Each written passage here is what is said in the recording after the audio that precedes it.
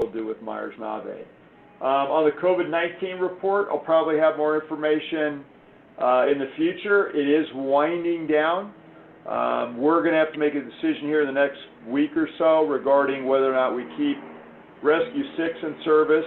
You know, the good news is that the frequency and number of calls are way down, and so it's fire season.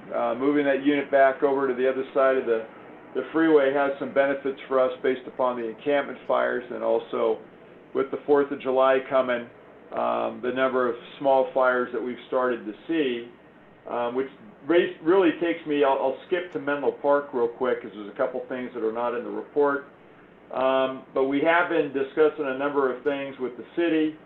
Santa Cruz Avenue, been involved with, you know, and they're voting on this tonight, opening up Santa Cruz Avenue, and whether that's going to be done in its entirety or it's going to be bifurcated into 3 areas per what the Chamber of Commerce had recommended. There's pros and cons for doing it either way, but I think the pro side for them is you know, getting business outside and hopefully helping the restaurants that are there, as well as the other businesses that are there as well. Another thing that we've just talked about and been talking about with the city has been, and it's listed in here, the encampments, as I mentioned, the number of fires. Had a call with them, and then most recently is they want to have a call regarding fireworks coming up next week, and with East Palo Alto to figure out ways to mitigate the impacts of that. We've been working with Menlo Park as well as East Palo Alto on the different protest marches that we know when they are and where they're hopefully going to go. Sometimes we know where we don't want them to go, which is out in the freeways, but that's happened a couple times. So, our role in that is just to make sure that if there's anybody who gets injured or if there's a fire that started, that we're within close proximity to make sure that we can mitigate those things. And there's been a few small instances already, as it also references where some of the rigs took, or at least one of the rigs took some rocks on a call. Moving back to East Palo Alto, we did talk with them about their plans for some, as I mentioned, some of the protests. Did make the move to board up Station 2 in special operations, but we took it down a couple days later, just based upon, I think, intel that was not as accurate as it could have been, and that's not their fault regarding looting and threats against public facilities. So we haven't boarded up since, and I don't plan to at this point, based upon intelligence that we're aware of. Town of Atherton, we haven't heard a whole lot of issues going on in the town when it comes to some of these issues. County Sheriff, Highway Patrol, I think we've had a pretty good, network of being involved with all of them regarding information, and them including us regarding some of the broader protests, including in different cities. And that includes the Fire Chiefs Group. Fire Chiefs Group has been, I think, pretty coordinated on not only COVID-19 issues, but also trying to share what's going on throughout the county on some of these. The task force now, as of June 1, is fully deployable. Wildland Fire, we're fully deployable. Obviously, the big story and the big issue is going to be how far apart and how do you separate people for a deployment, which are things that are still being worked on. We had started to focus a lot of time and energy on the encampment fires, still are in terms of mitigation, but right now it's kind of taken a back seat as most of our law enforcement partners have been kind of pulled away to be able to support us on some of that. Stanford Lean Accelerator, just was in communications with them today to pick a date in July or dates in July to work that in, to have those negotiations or discussions. Space Needs Assessment will come back to the board in July. I did ask the staff to weigh in because they had not done that outside of their interview. So most had not seen the report at all. And so trying to give you some balanced feedback on that. But definitely the vendor will be back, or looking at least to discuss with the President, Vice President for agenda setting, the timing of coming back for some of that. Deputy Chief selection, been working on that too. Had my interviews. Working on follow-ups right now, but like everything else, right? Nobody anticipates some of these most recent things that seem to constantly pull us away from doing regular business. We are working pretty closely with Facebook on a number of fronts, not only with the planning, with their facilities, because that's also become a focus of the protest at times, but equally with the planning position and having some good dialogue about that. The initial personnel who interviewed for that position, we have not found anybody that was completely adequate at this point, but we're still working on it. So, you know, more to follow on that.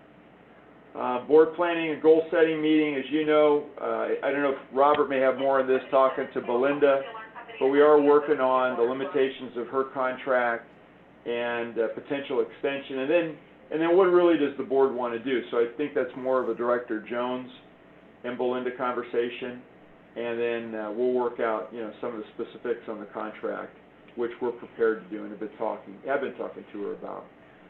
Wanted to add a couple items. So Facebook is asking in August to present at your August board meeting, and what they want to present is the community center proposal that they discussed and was going to be presented back in March in person at the Belhaven station. Obviously that was all kind of derailed, so to speak. And then the other one that we actually had a call today with the vendor that's working on the Willow campus, and they presented to us, myself and John and Ryan, they presented the changes that they've made to those drawings, functionality issues. You know, we'll have a lot more follow-up with them on fire roads, and John will do that on hydrants and all the other things that are going to be necessary to have kind of a meaningful discussion. But they're about 12 months out, and they're still going to need to go back to the community. So they took a lot of community input, is what we understand, and there were some major changes. Many I thought were better than was there before in terms of flow, access to the campus and campuses through tunnels versus surface streets, which we like to see, queuing for busing, the elevated park, and just, you know, again, there's more that we need to work on. The one thing that was disappointing was water.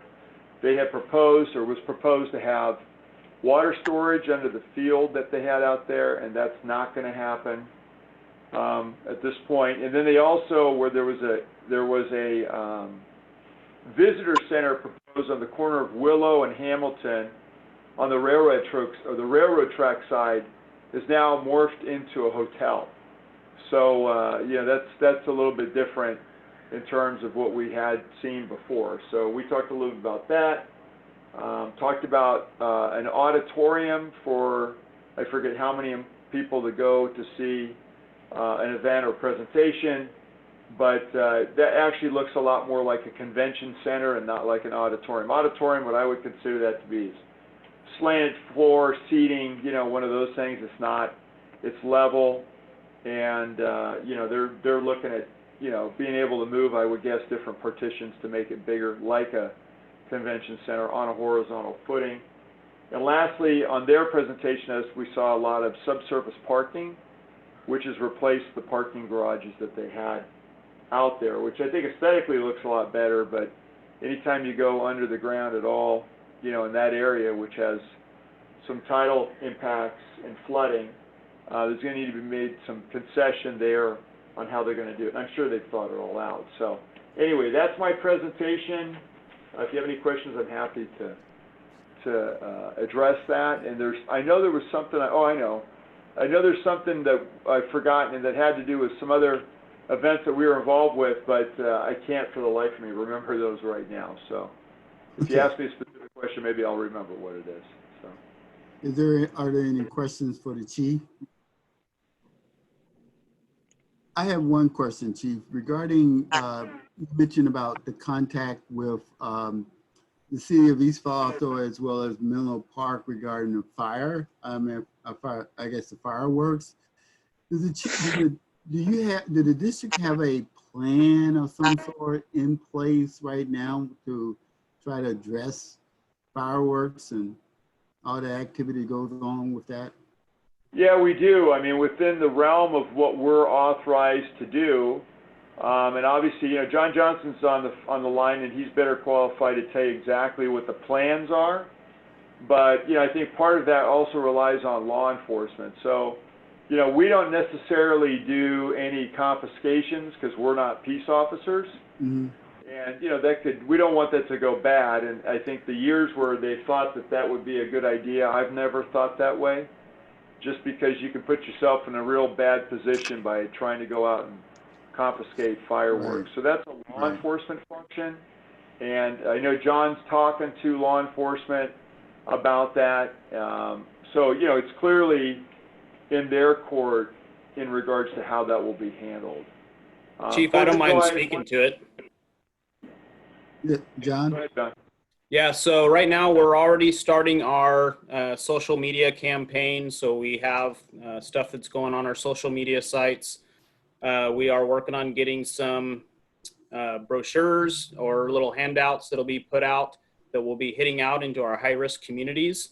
Uh-huh. This is our second year that we'll actually be partnering with San Mateo County Sheriffs. Last year we filmed a little commercial PSA that will be sent out again, as well as flyers that the sheriffs will be handing out that has our logo on it along with the sheriffs. That'll be mainly put out in the North Fair Oaks area. We actually were successful with a fire that we just had. Two of our investigators went out, were able to work with the families and children, and were able to get several people to voluntarily give up their fireworks. Oh, wow. So, which was awesome. And PD, the local PDs and sheriffs actually do, if they do any confiscations or raids, they let us know, and we're able to do any firework confiscations along with them. And then we turn those over to the state. So we do what we can as education, and then we work with local law enforcement within their realm. Great. Thank you. Any other comments for Chief Johnson or Chief Harrell? So next item. Hey, Robert, Chuck has a comment, and I have a quick question. Does? Okay, go ahead. Director Bernstein, you're on mute, I think. So if you can unmute yourself. Chuck, you're on mute. Thank you. Yeah, there's so many people on, it's hard to signal. I had two questions, but let me follow up with the fireworks, because it turns out, as I think I've mentioned, I'm the Area 28 coordinator for the Willows, and these nighttime fireworks are bothering everybody. There's hundreds of comments on Nextdoor. These aren't things that just are going off at 8, 9, 10 o'clock at night. We're getting massive explosions, window shaking explosions at 2 a.m., 3 a.m. Reports from veterans with PTSD, older people who are awakened, children who are frightened, dogs going crazy. It's really become a terrible blight. Right. I was going to ask you, and Chief, it's absolutely correct that the firefighters should not be police officers or do any kind of law enforcement work. But I was wanting to ask you about the possibility of using our drones to survey what's going on, taking video, so we can identify the homes where these things are going off. Well, let me answer that directly in terms of one thing that I know that East Palo Alto uses, which is ShotSpotter can triangulate a location. So, but the problem is when you go there, is anybody still there, right? Because that's what we see. Or how do you know they did anything if you don't exactly see it? The drone issue is a bigger issue. I don't know that we got time for it tonight. I don't think we see it as surveillance. We see it as situational awareness, and we've felt that way with the protests. But I've had some dialogue with both Menlo Park and East Palo Alto, and there's some strong feelings when you bring it up in a law enforcement context about the use of drones.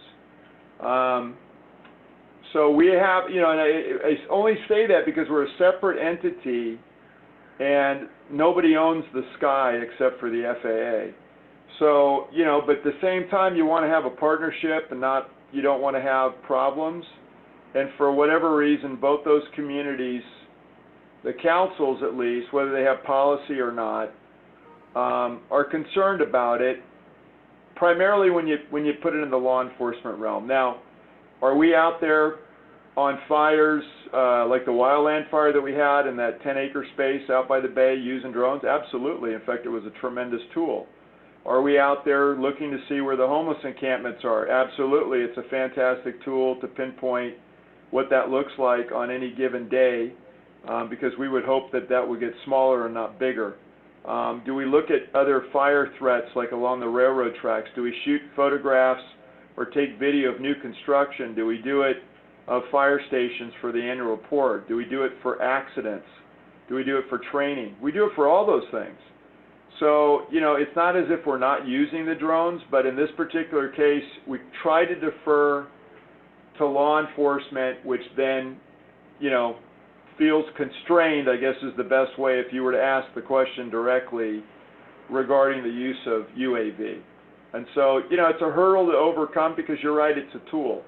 But, you know, the difference between situational awareness and surveillance seems to be when you add law enforcement. And then it becomes, it has a negative connotation within the community. So, you know, it's worth a broader discussion because I'm with you. I mean, we have tools that we think could make it better, but sometimes those tools are not popular depending upon who's proposing them or how they see that they would be used. Well, it's So it's become a fire issue also. I mean, I think a parking garage was burnt down, right? Nine car garage or something burnt Well, down. it started on fire. Yeah, it didn't burn it down, but it did a number on it. And you know, that's again, there's, you know, we have a footage of that fire. We put the drone up. They got an aerial shot because that's, you know, it's a good thing for the fire investigators too, because the totality of circumstance. For example, what we thought was a 5.5 acre fire out along the bay turned out to be 10 acres once we used the drone to go up there and use the software that allows us to map it completely, and we could actually even do an overlay of what was there before and what's there now in terms of camps and so forth. So is it a powerful tool? Can it be used in positive ways as a public safety asset, a benefit? Absolutely, but I also don't want to put people in an awkward spot to where it's seen as a negative. And so this is one of those ones where there just needs to be a lot more discussion about, you know, its use. And so once we enter the law enforcement realm, I kind of relegate it to them. And most times they're hesitant, if anything, to say we want to use it. Now, again, have we used it to find missing people? Have we used it to identify in a stabbing and a shooting that a suspect that they're looking for might be in an area out in the Tules where, you know, the firefighters may have to go in there, the police officers may? Yeah, we've done that because we see that as we don't want to see anybody get hurt, including our people. So, you know, those are ways that we've used it too. I mean, we've got a lot of different ways that we've used it to a positive effect. But I'm with you, Director. I work late and I hear the fireworks out there and, you know, it's maddening and frustrating. And each one of those is somebody making a decision that, you know, they could really probably care less what the broader community thinks, because you're right. Whether it's PTSD or animals or just kind of the lawless nature of doing it. I mean, the night we had the big protest, people were shooting them right out of their cars, ground mortars. I mean, you know, there's a lot that can go wrong. And we've had fires. John just mentioned, you know, the investigators going in. Thought we had another one tonight. So, you know, we've had several fireworks-related fires already. But, you know, I think this meeting with the city will be helpful because it has to do with their police officers and their level of enforcement, and then maybe the council members accepting a certain level of assistance that would be beneficial to your point. Let me ask one other question then. Sorry to be long-winded, but it's kind of a long-winded answer, you know. On the first page of your report under the Menlo Park section, you said you communicated our official position on Santa Cruz Avenue. I was just wondering, I don't know what the official position is, and I just wanted you to tell us. Yeah, so I sent them, and we subsequently had discussions that, you know, on any barriers that they put in, there has to be a level of permanence, but at the same, to make sure vehicles don't go through them, but equally we have to have accessibility for hydrants, fire department connections. You know, if they're going to do outdoor cooking, I mean, it all falls under the purview of the fire marshal, authorization for that. I mean, as I pointed out to them, we have the biggest pieces of equipment. So, you know, our operational tempo or the ability to fight fire or address a medical call timely has to do with coordination. And so one of the things that I was concerned about, because we had not necessarily been invited to the party, but we have now, was to be involved with those discussions. Because I think, you know, opening up is, in my opinion, it's a good thing. But the way to safely do that would have to involve, you know, your other, hopefully, partner, which is the fire district. And I was seeing a lot of communications from the chamber, which I think is good because they need to have, obviously, skin in the game, and they were doing surveys. But, you know, I think we're fully invested now. We've been on a call with the city. We've spoken to proposals that are out there. And tonight they're voting on those with, you know, having had our input. We think there's better ways than others. I personally think opening the whole thing is safer than doing it in 3 separate sections for a lot of different reasons, which is, you know, now you're still going to have people moving from space to space on bicycles, pedestrians, and all mixed in with cars if people want to drive through those areas. So, you know, I worry about that a little bit, but I think we had a pretty productive dialogue. John obviously was on the call, and we'll consistently be working with them now. I worked on the barricade issue today because, you know, we're trying to address how to safely protect the public from vehicles that you don't want to have get in there. Meanwhile, making sure that, you know, it meets our standard for that. So I'm not a big fan of the water-filled barricades. I like concrete, it's heavy, and so, you know, we had a lot more, I think, contact with them regarding some of those safety elements. Thank you. Any other questions for the chief? I have a quick question. Yeah, Virginia?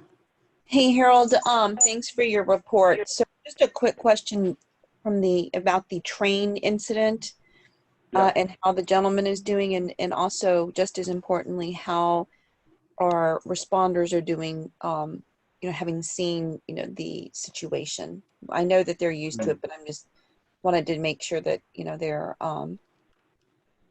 okay. Everyone's okay. Yeah, you know, those are tough calls, right? You know, let me just say this. I think there's a lot to be proud of in a call like that. I mean, you know, it took minutes for the engine to get there. I think there's also, you know, I wasn't aware at the time, but, you know, kudos to Menlo Park Police Department.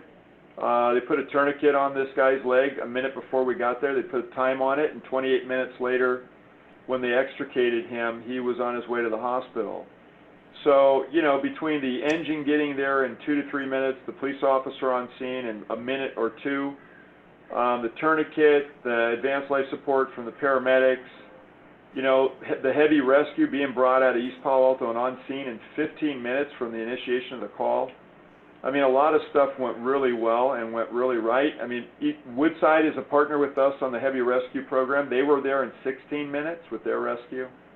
The airbags were set up as a plan B.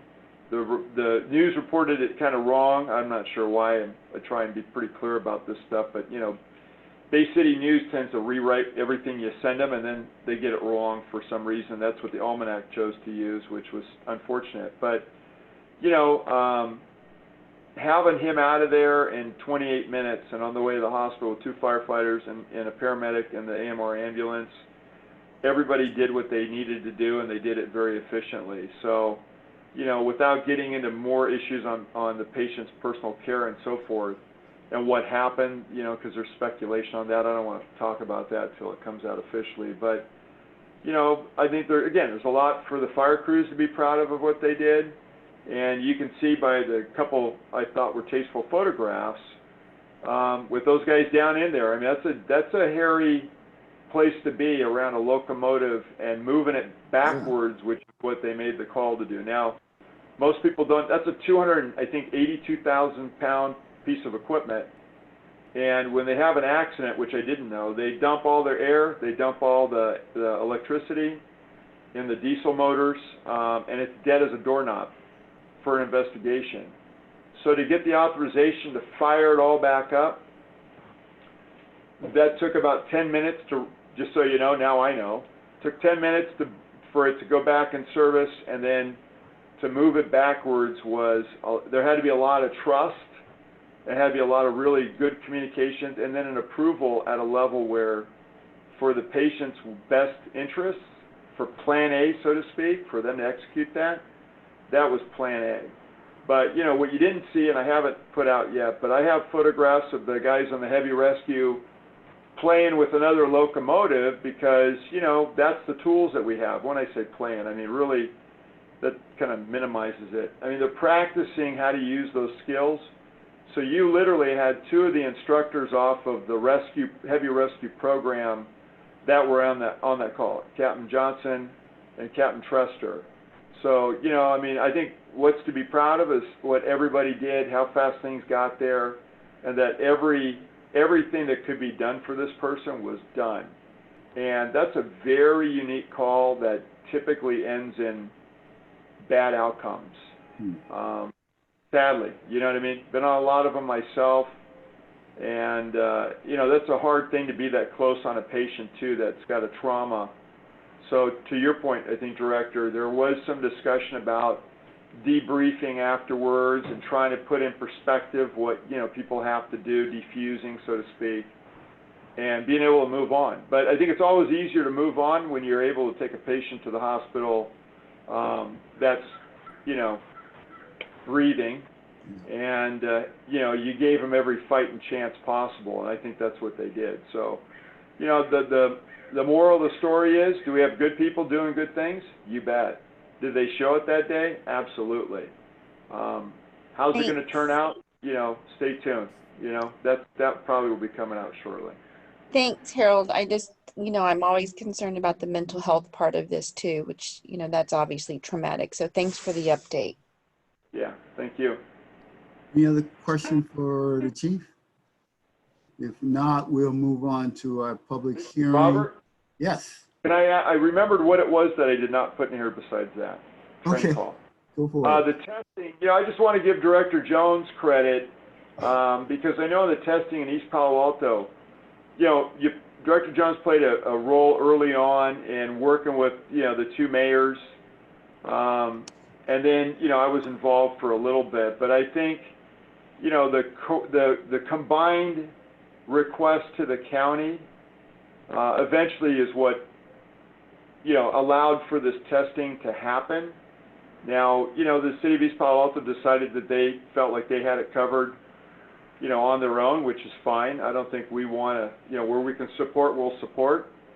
But I also want to acknowledge, you know, John Johnston, I know who's still, you know, watching, because John went to all three sites in Newark, in Union City, and, or Hayward, excuse me, in Hayward, San Mateo, and in Palo Alto at Stanford, and wrote an extensive report on the pros and cons of each one of those. So, you know, I couldn't think of a better person to talk to if anybody wants to do testing for COVID-19, because he's kind of seen three different models. The county chose, along with the state, to pick Verily. There's pros and cons in that. East Palo Alto was able to test 250 people per day for 2 weekends, so 4 dates, and I understand it's going to come back. You know, testing, tracing, those are important things. And, you know, so again, to Director Jones, to John, you know, I appreciate the work that you did, because I got to see it and was involved, like I said, in a small way, at least trying to push the ball forward to allow these things to occur. So ultimately, the district was not involved, but, you know, the testing happened. And, you know, we were willing to support that with tents, picking a location, and whatever else they needed. Verily's pretty much self-contained, so they didn't need us to do anything, and that's fine too, as long as the testing goes off. So anyway, I wanted to mention that. I realized they didn't put it in the report. That's it. Thank you, Chief. And you can't minimize your role in that whole process too, because sometimes it's not necessarily the big stick to get things moving. It can be also those little sticks combined together to get the attention. So I just want to thank you and Chief Johnson for all the work you've done on that, making that happen. Because it's, you know, they still coming. You know, they're gonna be out there this weekend, Thursday and Friday, doing some more testing, and then the following week. So it's not over with yet, but we're off to a good start. So moving on to the public hearing, item number 2, for the FY 2021 district budget for FTE staff level. We want a staffing level, so I want to open up for public comment. Michelle, or do we have anybody that want to speak at this point? If not, then we'll close the public hearing. Michelle? So I assume we don't have anyone? Director Jones, sorry, I was on mute. That's That means I okay. get you every time. But yeah, I'm sorry, there were no public comments. Okay, thank you. So we will close the public hearing and move into item number 3, adopt by resolution the FY 2020-21 proposed budget and the full-time equivalent FTE staffing level. Kathy, are you there?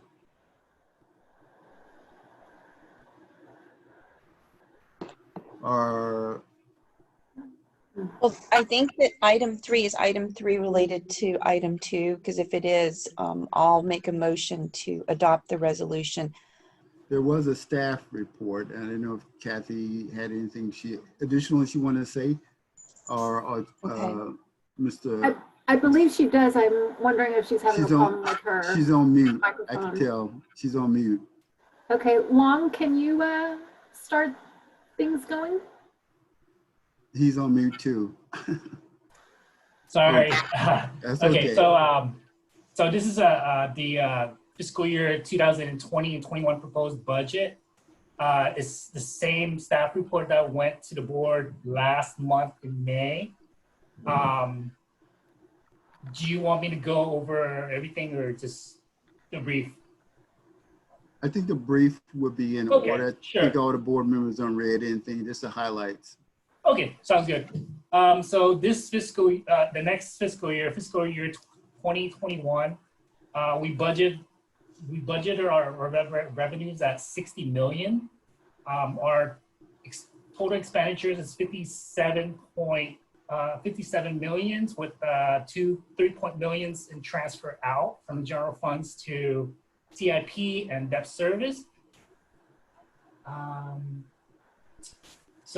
If you go to page 7, page 7 will break down the property tax revenues, how we budgeted our property tax revenues. For secure property tax this year, the Finance Committee and the board approved 8.6% just for the secure. And for all the other property tax, for instance, unsecure, SB 813 unitary, we just kept it at the same as prior year. We did not increase or decrease. As for ERAF rebates, we only decreased by 50%. So if you add all those together, coincidentally, our increase in property tax revenues for the fiscal year will come out to be 4%.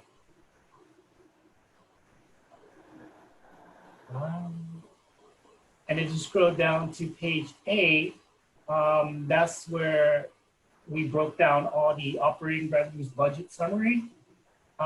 So the next fiscal year to 21, our total operating revenues will come out to be 5.3 million, which is a decrease of 2.4 million from prior year's amended budgets.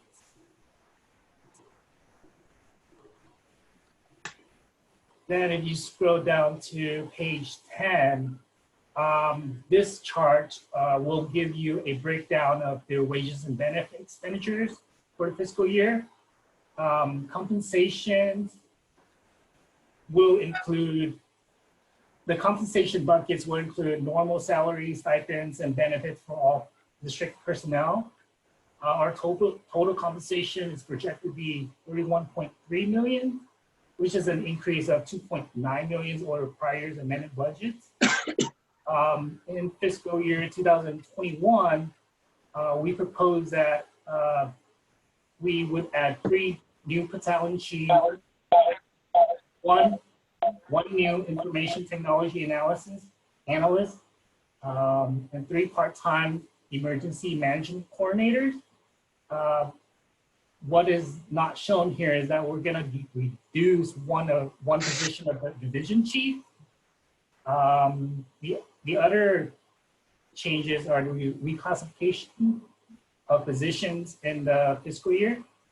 So we're planning to reclass the assistant fire marshal to deputy fire marshal, the senior accountant to principal accountant, senior management analyst to principal management analyst, then administrative and assistants to administrative analysts. So those are the major changes for the next fiscal year. Michelle, can you mute that number? And one thing we should point out is that we are planning to, we budgeted 2.5 million this year to pay, or next fiscal year in 2021 to pay down the CalPERS via unfunded extra liability. So it's a reduction of 1.1 million from last year amended budgets.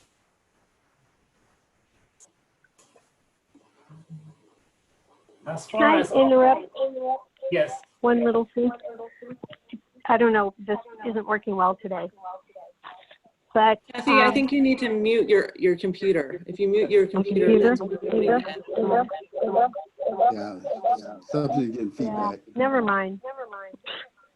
Long's got it. It's good. Okay. I was just going to have you point out the district budget cut response to COVID. oh, right. Oh, yeah, that's And that right. I did send that over to everybody. Yeah, so the director should have a copy of what was the response to our approach this year in preparing the fiscal year 21 budgets. I can go over the impacts real quick if so. During the budget process, we decided to halted our apparatus purchasing plan in 1920. We did purchase 2 fire engines. We halted the vehicle replacements. We halted the LRAD purchase and apparatus outfitting.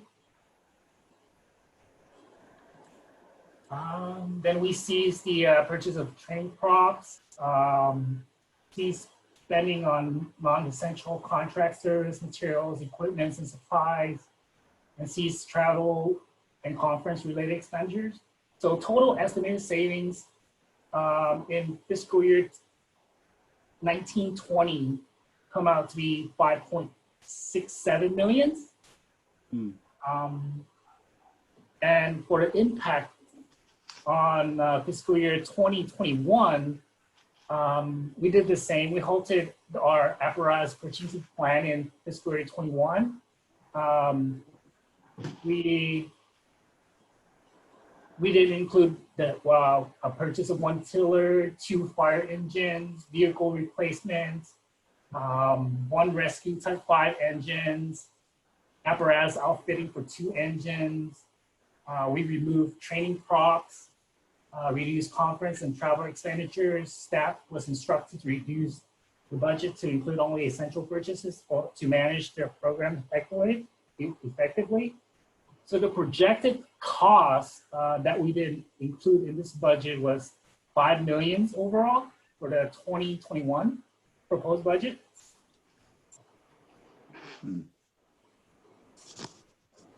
Okay, so I'll move down to page 12. On the charts, that breaks down the other operating expenditure budget summary. So this fiscal year, due to COVID, we actually reduced our operating expenditures by 4.8 million from last year's amended budget. So it's a quite hefty cut. Then page 13 This will show the operating transfer from the general funds out to debt service and CIP fund. So fiscal year 21, we are expecting to transfer 2.3 million to CIP and 621,000 to debt service fund. On page 14, it's a breakdown of our budgets for capital improvement projects. In fiscal year 21, all our expenditures will be for Station 4, which is 5.5 million. And then on page 15, this is our debt service fund budget summary. One thing we should point out is that last fiscal year, we paid off or recall our 2019A bond. So we paid off the outstanding debt of 1 million. So we only have 2009B left. And the total debt service payments is only for interest, and it's total to 647,000 in this fiscal year 21 budget. And that is a summary of the staff reports. And page 16 is the FTE listing that we're proposing. Thank you. That is all. Thanks. So is there any board members have any questions for Kathy and Long regarding item number 3? Hearing none, Well, no, I think Rob had his hand up. oh, I didn't see him. I'm sorry. Thank you for reminding me. I'm sorry, I had it on mute. How many new positions do we have budgeted that weren't from last year?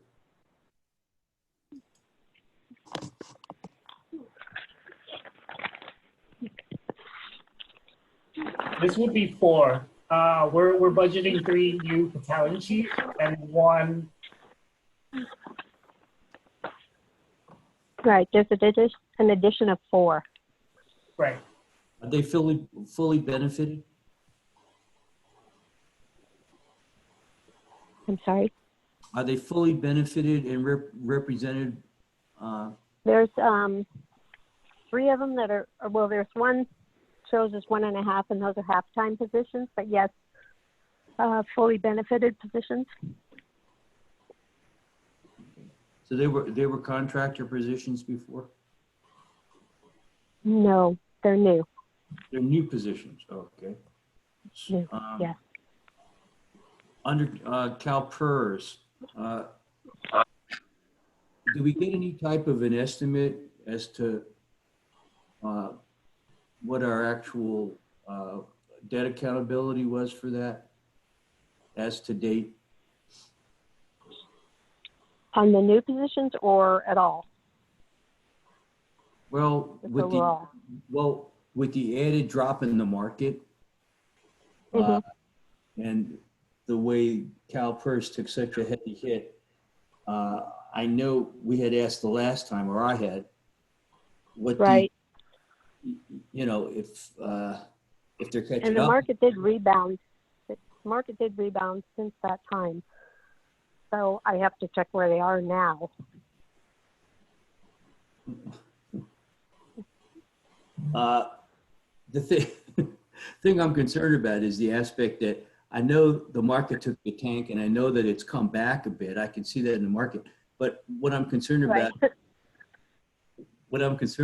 is our contribution, and how is our contribution affected by that, and do we have to adjust accordingly for 2021 or 2022? Because at this time, I'm sorry, I don't mean to interrupt. At this time, we still are going off of the report that they did 2 years ago, because that's what they do, a 2-year lag. And so knowing the exact numbers of whatever, of how it will affect us, will be 2 years out until we know what this last year did as far as contributions. I think in the meantime, what we're going to keep doing is making the payments every year much more than necessary to try and get us up higher. So I can't give you an answer to what is that going to do exactly. Is it, well, Kathy, is it going to be more than the 45 million that we already owe? Probably. Is it going to be more than 80 million? No, I do not think so. No, I could pretty much say, yeah, no. No. Gosh, I mean, all somewhere right. in the middle? No, I don't even think it'd be in the middle, but No, could you, I wouldn't be surprised to see. no, could we substantially maybe have like a double hit on this? Like, even though now we owe 45 million, give or take a few million, but could it double? No, I don't believe so, no. Okay. What is No, the, I think if I were to give an estimate, I would say in the range of 10 to 12 million. 10 to 12 million? And I don't increase in our liability for the UAL for the Safety Classic. Okay, and what is our current percentage of salary versus our total gross intake for our tax base?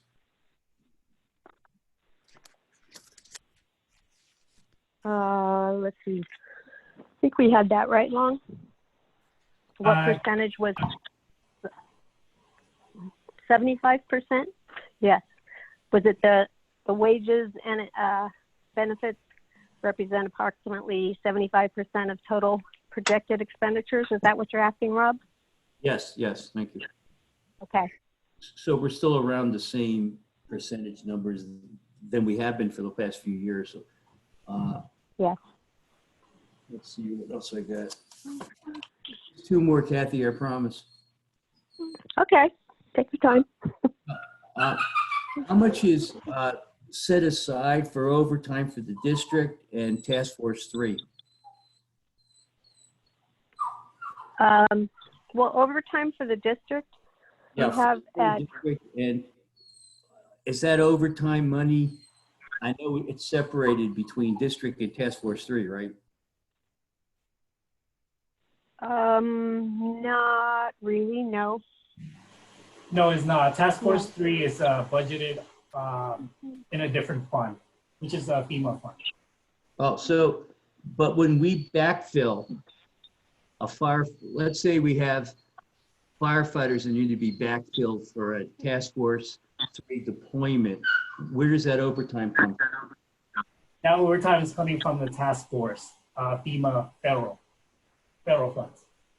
So those backfilled positions are covered by FEMA? Yeah. Yeah. At full dollar for dollar basis? Yeah. Yes. We backfills are. What do you do? If it's for Task Force 3, then it's covered by FEMA. I think he doesn't. Hazel. Okay, excuse me. Okay. You got one more question, Rob, or did that get answered? Those backfill positions, I'm sorry. The backfill positions, compensated dollar for dollar for those from FEMA, correct? FEMA has guidelines in terms of how we submit our claims for reimbursement.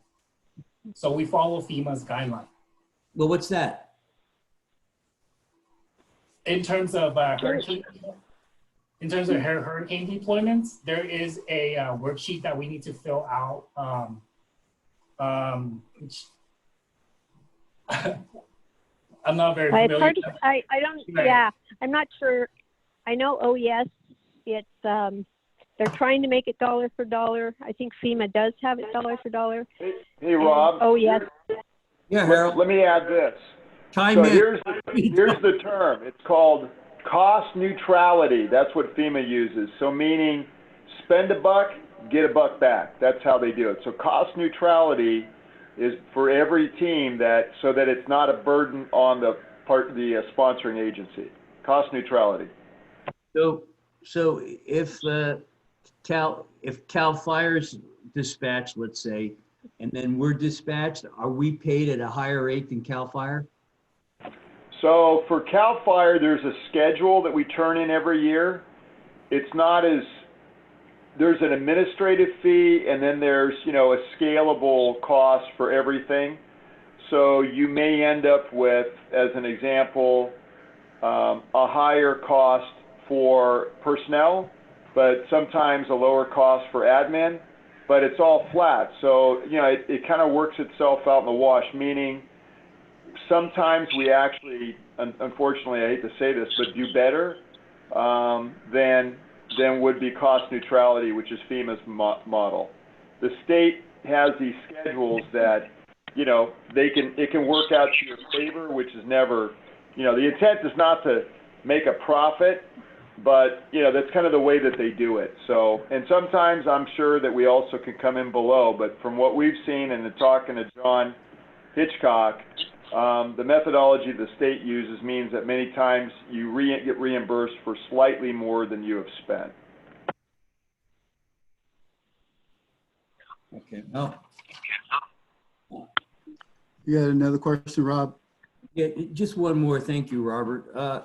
The projected, is there any type of a projected deficit or loss that you think with the, current pandemic or any loss in our property tax revenue that may happen, or have you talked to Scott on any of that? at this point, they're saying that they expect that we will get all the property tax next year that we should get. So, we did build in different things related to, other operating revenues. But as far as the property tax, I think, we'll see how we are. There are different things that are going to be affected, like RDA. That may take a hit, but I don't think it's due to COVID. And then there may be a little bit, and then there's talk related to the Hvac rebate being lower, depending on something the state's doing. So those two things. But as far as COVID, the only thing that we look at related to that would be property tax. And San Mateo is saying we should be getting everything next year that we are expecting. So, I mean... Kathy, let me add, and that's off of the 3-year teeter program, which, there's a norming over 3 years. And then let me also add, I know I sent that email to the board that real estate sales were up and high, so that's been consistent. Who knows how long that will last. But I talked to John Johnston today, and we talked about the number of plans coming in. Now remember, plans don't necessarily mean that projects get funded and fully executed until they're built. Right.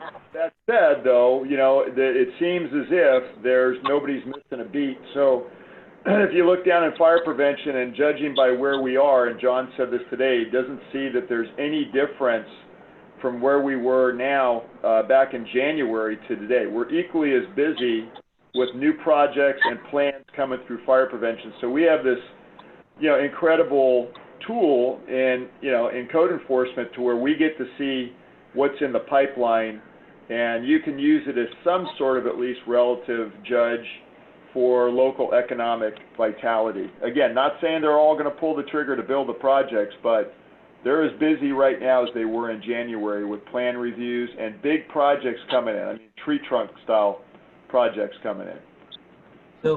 So Harold, or Kathy or both, so the 11% that we get from the totality from San Mateo County from the taxes, of that we get 2% of that will not change this year for us or next year.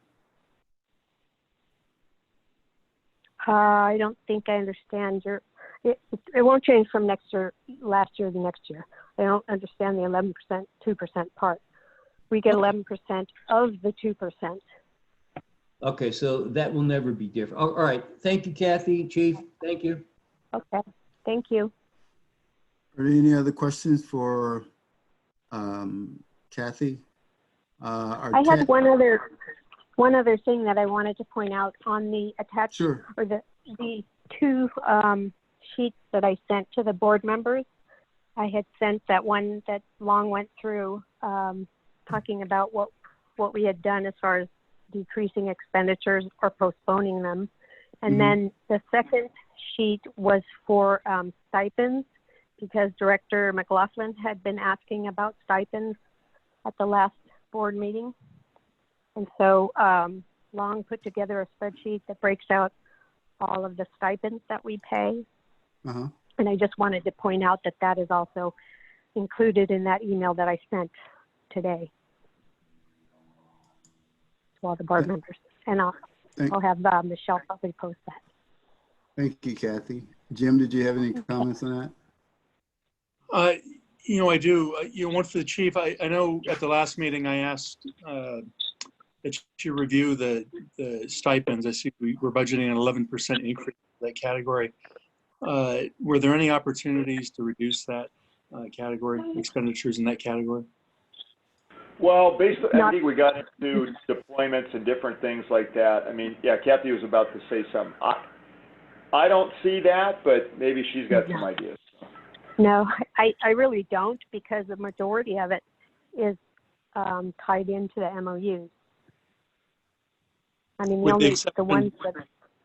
With the exception of the stipends paid to the salaried management employees? Correct. Okay. Exactly. One other question on page 14, the capital improvement projects. The narrative makes reference to 10 capital improvement project funds. So does each of the 7 stations have a separate fund? Yes. And the other 3 are the 3 houses, Chilco, Valparaiso, and Almedral? Correct. So one of them is the, go ahead. Where would I find the amounts budgeted for each facility? At this point, there's only, for CIP itself, we're only budgeting the, let's see, that 5.4 million. That was for Station 4. That is the only CIP that will be moving forward in next year at this time in the 2021 fiscal year. So out of those 10 facilities, that is the only one that has a CIP budget attached to it? Yes. Does each of those 10 facilities have a maintenance budget attached to it? That goes under facilities. Yes. In the facilities budget, which is in the general fund budget. Okay, I don't know if, okay. Well, yeah, the short answer is yes. So for example, like stations, I know just because we discussed this, 3, 5, and 77 have to be painted and they need new HVAC. So I know I'm aware of that one. So there's things like that that are in there that come up for maintenance and so forth. All right, thank you. Chuck, I think you had your hand up. Yeah, and Robert, I'm not sure, though, I don't have questions, but I had comments. Are you separating the questions from the comments? I'm trying to, but Okay. go ahead. Go ahead. I'll wait till we get to comments then. Any other questions for Kathy? If not, then Chuck, your statement. comment? Well, let me just say as a general matter, I like to see the budget be basically an authorization to spend a certain amount of money. But I don't see it as an authorization to do certain kinds of things, activities that haven't been approved. And one of the problems that I have with the budget, I think you've satisfied one of them. I was going to ask the same question Jim did about things where there was kind of hidden authorization, like authorization to do improvements in a project that hadn't been approved. I'm reassured by the conversation here that the only money that's going to be spent to do improvements and so forth is this almost 5 million for Station 4. But I am concerned about the addition to headcount. And I would like us to take, I mentioned this at the last meeting, I'd like to have us take all of those items out, both the additions and the, what was the other word that was used here? Let me just get it. The additions and the reclassifications. I'd like to take those out of the budget and act on them on their own merits with a hearing on each one, because I think these things should be justified. I'm troubled about increasing our head count by a net of 4 positions.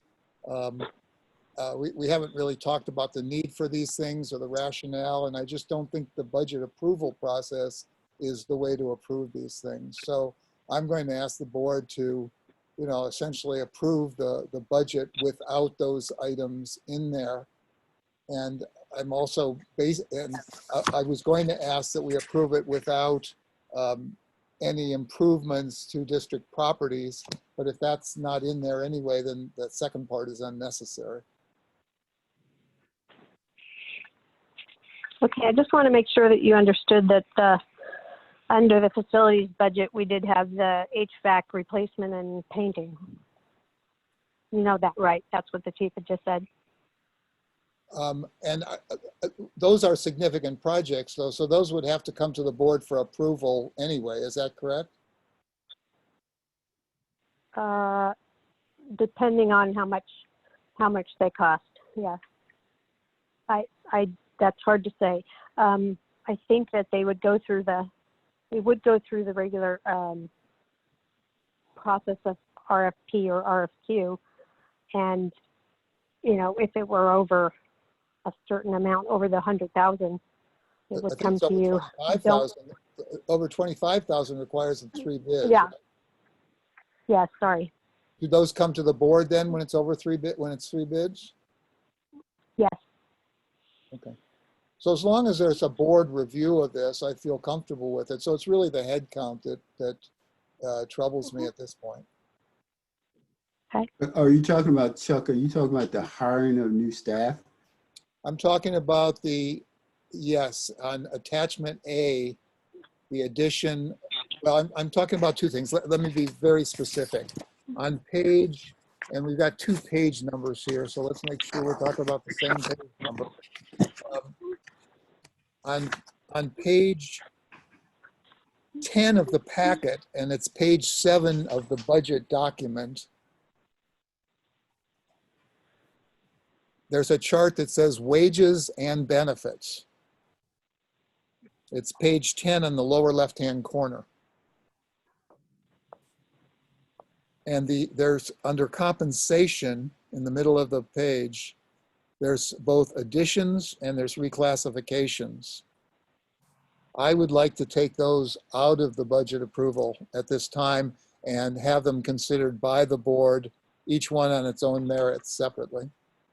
So are you saying that these positions that's already been factored in by operations, are you saying that those positions are not to be moved forward until the board looks at each one of those positions and see whether it's necessary or not? Well, as I understand, this is kind of a request to authorize these new positions and these new reclassifications. And I'm saying I'd like to authorize them one at a time without it being part of the a board's approval of the entire budget. Yeah, So- and Director Bernstein, part of why we are doing this in the budget process is because of you in the past having said this should be done in the budget process. So I don't know which is better or which is the, you know, what works So are you for you. reversing your position on that, Chuck, now? Well, let me say what's happened in the past. So I'm being taken out of context here. What I objected to in the past is where we approved a budget, we knew how much we were going to spend, and then every single meeting, something new would come up that would affect the budget, but we would deal with all these things piecemeal. Now we've got the thing where we haven't had any time to review this. We saw it for the first time last meeting. I don't know what these positions are. I don't know what the people are going to do. I don't know whether we need them. And I feel like it would be wonderful if we're back in February and we have a meeting to talk about these things and understand them. But here we are 2 weeks before the budget has to be approved, and we haven't had a chance to discuss them. So no, I'm not reversing my position, but I think each one of these merits conversation and understanding, and I don't think we've had an opportunity to do that. So Chief, are you still there? Can you help me out? These positions that Chuck is talking about, could you shed a little light on the importance or the necessity of the position? Well, where you look and you see additions, so remember, you've already approved the 3 new battalion chiefs, so that was done, right? The 1 new information technology analyst, we had that and then did not fill it. So it looks like we're recounting it, but then I know that we'd asked for the 3 part-time emergency management coordinators, which could go through E-Prep. I think Ryan would probably be able to explain that better than I can, depending upon where we go. And then you have the reclass in here, which I think also, maybe that's part of the confusion. So it's just a matter of fire marshal to deputy fire marshal is based upon moving the fire marshal to a division position and filling in behind that with an existing employee, so it's a reclass. Senior accountant and principal accountant, again, changing someone that's existing. Senior management analyst to principal management analyst, same thing, administrative assistant to administrative analyst. So on the reclasses, on all those, I think I had said to you, we want to do a comp and class study. I know we've had that discussion before. We would need to do that. That would have to be contracted out to do that. So that would give you the information I think that you would need there. But on the other 4 new, the tech and the 3 emergency management coordinators, I'm fine if there needs to be more discussion. Like I said last time, it'd be nice to freeze them. And then I don't oppose having that discussion in E-Prep or finance or wherever you think that it needs to be, strategic planning, to have more discussion about the necessity of that. Because I know, talking to Ryan, we're trying to obviously boost the OEM process project and so forth. So I'm happy to have, him engage in that with whoever needs to be in the committee or the full board to have that discussion. Chief, when you said that the 3 battalion chiefs were approved, I mean, maybe conceptually, or in what form were they approved? First in a training, and then we asked for permanents on the 3 battalion chiefs, and so those, and correct me if I'm wrong, Kathy, I believe that we've had that was approved by the full board to go ahead and make those full-time positions. Yeah, but let me just say, this was not presented in this way. There was this idea that, well, these people are going to train because we're losing division people, and this is a temporary kind of thing. I don't believe we ever approved 3 new battalion chiefs per se. I mean, again, it's just not very clear to me, and this is this sort of piecemeal thing that troubles me. Mm-hmm. Yeah, I had thought we had approved them as well. Yeah, I'm pretty sure we did, but we can find a meeting where you did that. Yes, please. Could you follow up on that, Chief and Kathy? Yeah, no worries. We can do that. Because I think that was part of the discussion too chiefs that were leaving and trying to build the next generation. Currently, it is a training spot. I think what I did say to you last time we talked about this was, you know, one of the deferments that we were talking about was pushing this out to the first part of next year, meaning that we're going to continue to allow people to be in the spot, to train, to get the exposure, the experience, which I think has been a really positive thing, but also, given the circumstances with the economy, not necessarily finally pull the trigger on the test and promotion until we get past the mid-year. So I'm pretty sure you approved it and we asked for it, but I also know that we kind of deferred when we would give the test or assessment center and promote until next year, but after we looked at where we were at mid-year financially, you know, and fiscally as well.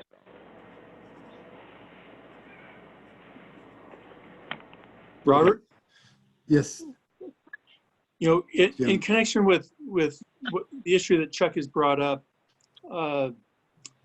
I'd like the board to consider whether or not we automatically fill vacant positions, you know, such as our HR manager that just left. I don't know if there's plans to refill her position or not, but I think I would say any non-line position should be subject to board approval before it's refilled.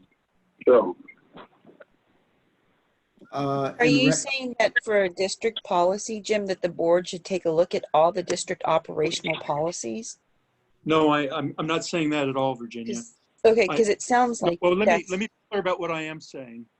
I'm saying that any unfilled positions, such as the HR manager position that was just vacated, should be subject to board review and approval before it's filled.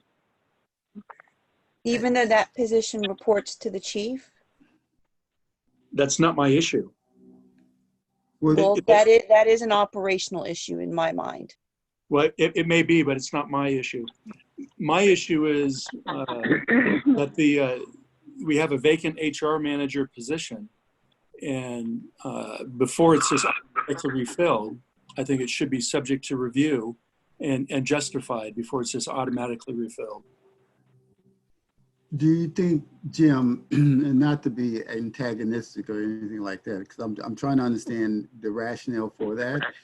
Any organization I ever worked in, I'm sure you as well, when someone leaves and if that position has been defined as a valuable and important position, that you try to quickly fill that position with someone else so that the importance of that role in that position continues.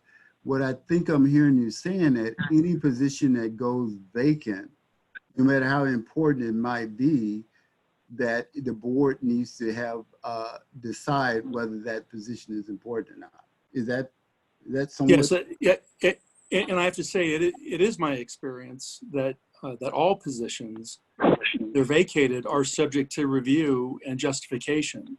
And again, this HR position, and I'm focused on that one in particular.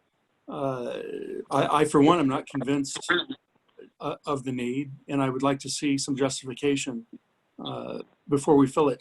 And I say that again in light of the current fiscal issues, where I see our surrounding jurisdictions.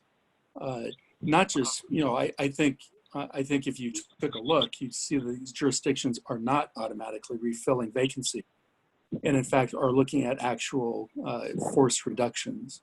And I think we should be doing this. Is that since the COVID? Yes, it's triggered by the current economic. Yes. Right, and I think that's exactly the point. Is that the reason that we are not in that position to have to review that is because we're not going to get hit like they are with the decreased revenue due to COVID. Well, that's a policy issue to be discussed. If we think we're so special that we can watch these other government jurisdictions around us, bleed personnel and budgets, and that we're somehow immune to it, I think that's something that we need to property consider. tax. I mean, sales No, tax is I a huge- appreciate, I appreciate your point, Kathleen. We are not going to be Okay. like these other Okay, jurisdictions. thank you. Chuck? Well, I want to come back to this 3 new battalion chiefs because this is where I feel like we get mealy-mouthed about things. I recall specifically, and I know other people here are pretty sure, and maybe we should know if we've approved positions or not. It should be absolutely clear from the minutes and so forth if that's the case. There shouldn't be any doubt about it. But there was no question in my mind that we approved a pile of money that could be used for training because we needed to promote some people to management ranks. And I totally agree with that.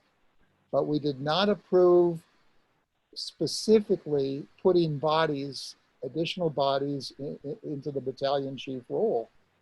And there was talk about, oh, well, we're going to eliminate this chief, pretty soon that person's going to retire, and it's just an exchange. And there's all this sort of shell game, but it wasn't very specific. And this is the first time we've had a chance to approve these specific things as a headcount adjustment. We have not approved this before. These are new headcount adjustments. And they're not a sum of money. And this is exactly what I was referring to, where we do all this stuff sort of piecemeal without it being organized. And it needs to be clearer. And I will say again, let me ask a question of Kathy related to this. Kathy, are these, the 3 new battalion chiefs, are they budgeted for half a year or are they budgeted for the full year? Long a minute. This would be a full year. Okay, so right now, Yeah, and this goes my back. recollection. I Okay. railed against this when I first came on the board. We put people into the budget for a whole year with a plan of only hiring them half the way through the year. And as the chief just said, they're not due here till January at the earliest. And that's how we create slush fund in the budget, which is something that I just can't stand. We ought to budget these people fully for the time they're going to be there. We should figure out when are we going, if, and I don't disagree with Jim at all, if we're going to get a new HR person, when is that person going to come on board? And we shouldn't be budgeting for just to put money in the budget, because the chief is authorized to spend money that's in the budget. And this is, in a sense, a slush fund. And we used to have a slush fund. I'm talking about millions of dollars. This is not some little $25,000 in the desk drawer. I'm talking about $2-3 million. We just that's just not a responsible way to budget. Okay, Director Bernstein, we have been doing it on actual, as a matter of fact, and it's difficult. So we have. The reason this one was done for a full year was because my recollection was last year in the budget process, we said, hey, we wanted 3 new battalion chiefs, and the discussion went around and we decided, okay, well, let's put in a budget that can be used to train people. So instead of going to the budget for those 3 positions, it actually went to overtime so that we could get 3 people trained or more. And so my recollection was that was because they were going to be not necessarily in place, like the test done and all that, but to be approved and ready, those positions ready for people at the beginning of this fiscal year. So that's why it is. It's not to make a slush fund. We don't do that. We've been really good about trying to keep it exactly like you wanted it with actual. Well, let me say good. My recollection comports with yours. I agree. That's what I understood too, that these were training funds. So instead of saying 3 new battalion chiefs and having someone say, oh, I'm pretty sure they were approved already, what we should have there is something that says training funds to develop, the management ranks. And that's what we did have that last year. That was in last year, 1920 budget. Well, so that this year, the 3 new battalion chiefs is a new issue, is what I'm trying to say. And I'm asking for, I'm for these funds. I agree with the funds. I'm just not necessarily agreeing with 3 more bodies sitting in firehouses. And I want to see the justification for that, particularly knowing that our calls are down now. So again, I'm asking for the board to strip out all the monies for these things. If we need money for training funds, like you say, let's put it in and call it training funds. Let's not put it in as a headcount increase.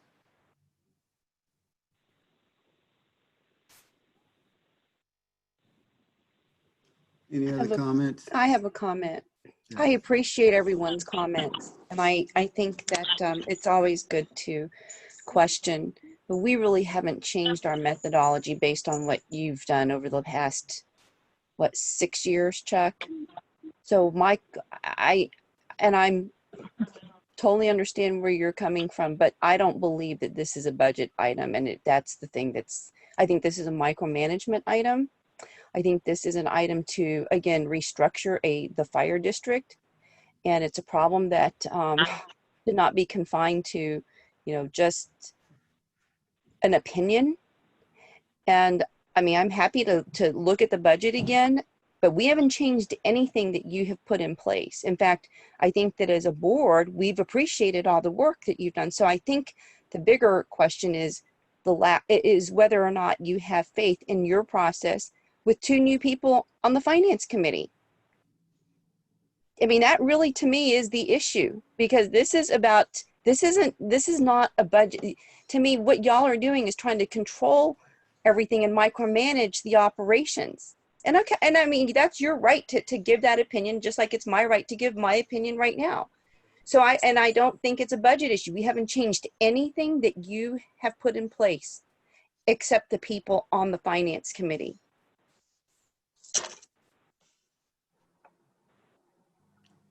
So there's item number 3. If there's any more comments, the staff is looking for approval of the proposed budget and a full-time equivalent staffing level.